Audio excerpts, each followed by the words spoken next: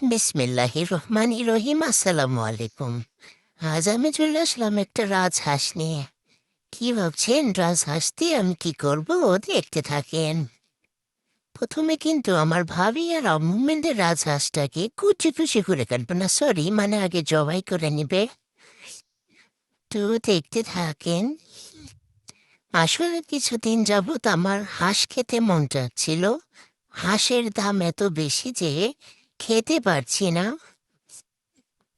তারপরেই কিন্তু দেখেন হাঁসটাকে আমরা গরম পানির মধ্যে চুবিয়ে দিলাম। আমি না, আমার আম্মু আর ভাবি দুজনে গরম পানিতে চুবিয়ে চুবিয়ে দেখেন এই পশমগুলা উঠাবে। তো দেখতে থাকেন। আর রাজহাঁস তো পরিষ্কার করা একদম সহজ। আপনারা কিভাবে পরিষ্কার করেন সেটা কমেন্ট করে জানাবেন। আমরা তো এইভাবেই পরিষ্কার করি।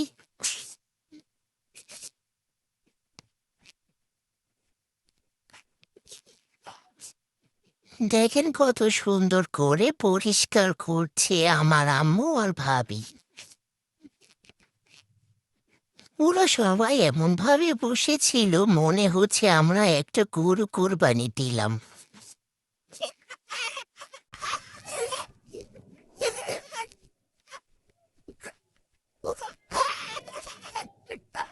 তো দেখেন কত সুন্দর করে পরিষ্কারটা হচ্ছে। হাঁসটা কিন্তু ছিল 4 কেজি। কি ভাবছেন আপনারা? খেতে আসতে চাচ্ছেন নাকি আবার? একদমই এই ভুল কাজটা করেন না, কারণ আমরা কিন্তু আজকে এটা রান্নাই করব না।